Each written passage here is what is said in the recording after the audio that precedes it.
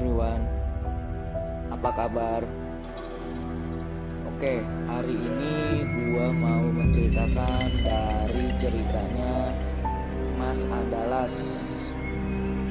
Ini cerita langsung dialami oleh Mas Andalas ketika baru pulang ziarah di salah satu makan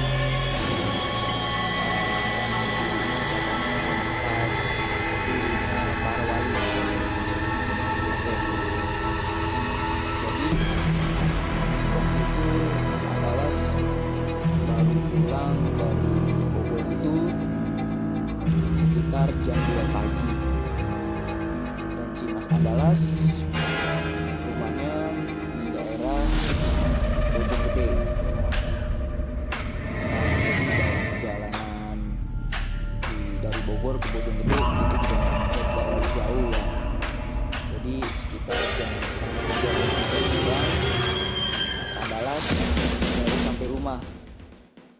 Ketika di jalan pulang, Mas Andalas ini itu ziarah hanya berempat, yang 2 orang tadi rumahnya di daerah situ.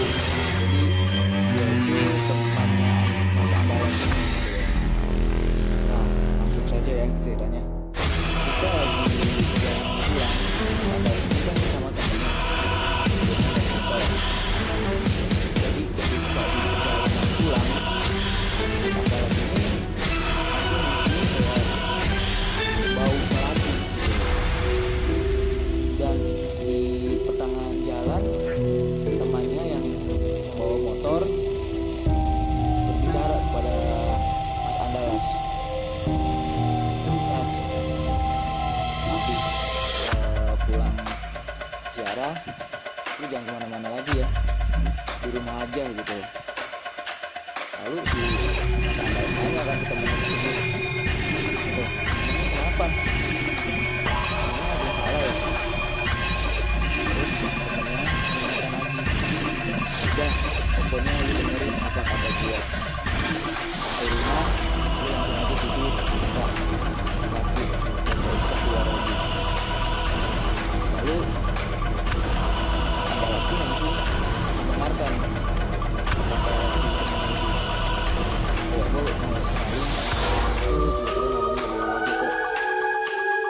Nah, ketika sampai di rumah, Mas Andalas ini masih mencium bau aroma melati ya. Lalu Mas Andalas langsung masuk ke dalam rumah, langsung menuju kamar mandi untuk cuci muka, cuci tangan, dan cuci kaki. Sesampainya di rumah, setelah cuci kaki dan cuci tangan dan cuci muka itu, Mas Andalas langsung pergi ke kamarnya untuk tidur. Ketika di kamarnya, dia mencium bau melatinya itu semakin menyengat gitu loh. Akhirnya dia langsung keluar lagi karena takut terjadi sesuatu gitu loh di kamar, karena dia kebetulan sendiri di kamarnya gitu kan. Lalu dia keluar lagi, kebetulan ibunya lagi nendusin bangun, katanya mau buang air kecil. Lalu Mas Andalas nanya ke ibunya, "Mah, nyium bau melati gak?" Lalu si ibunya bilang, "Enggak, emang bau melati ya?" Terus Mas Andalas langsung bilang, "Iya, ini bau melati banget gitu loh, nyengat lagi. Masa mama gak nyium?" "Enggak, mama gak nyium." Lalu ibunya langsung menuju kamar mandi kan. Ketika ibunya keluar dari kamar mandi, keluar lalu menemui langsung Mas Andalas yang lagi di ruang tamu yang lagi menonton TV. Ketika lagi selesai buang air kecil itu, ibu langsung ngomong lagi ke anaknya si Mas Andalas ini, "Oh iya Las, ini mama barusan nyium banget nih, bau melati, nyengat lagi." Terus Mas Andalas langsung bilang kan, "Tuh kan benar kan mah, ini apa ya, baunya tuh harum banget, maksudnya nyeleket gitu loh, saking tajamnya jadi nyeleket gitu kan." Lalu ibunya langsung bilang, ya udah kalau gitu kamu tidur aja deh, gak usah nonton TV, takut terjadi sesuatu. Terus Mas Andalas langsung bilang, iya nih tapi belum bisa tidur, coba mau nonton TV dulu ya kan, untuk ya biar matanya lemah, biar ngantuk lah intinya gitu loh.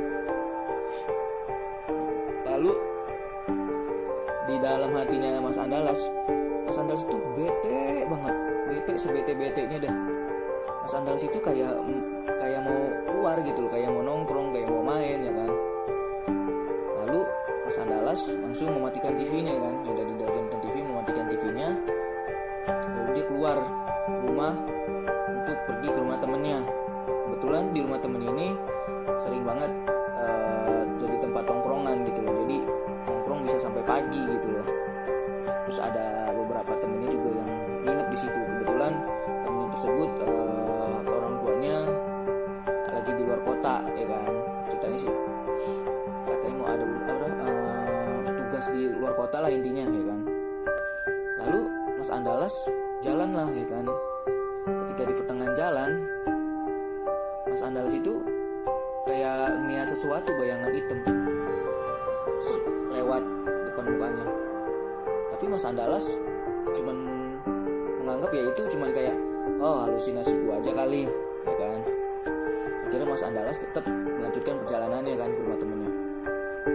Lalu ketika sampai di rumah temennya itu, yang tadinya Mas Andalas pengen pergi ke rumah temennya untuk menghilangkan rasa bete, malah di sana di rumah temennya dia malah makin bete.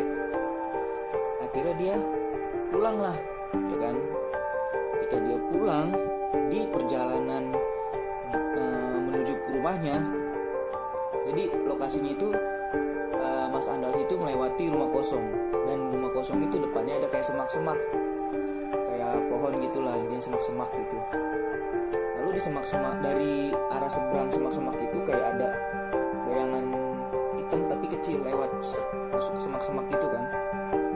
Mas Andalas kaget kan, ketika kaget melihat itu jelas, akhirnya Mas Andalas langsung melihat gitu loh, sampai dibongkar-bongkar, maksudnya sampai dilihat-lihat gitu loh, sampai dibuka gitu loh semak-semaknya. Dan disitu Mas Andalas nggak nemuin apa-apa ya kan. Lalu Mas Andalas langsung melanjutkan perjalanan untuk pulang ya kan.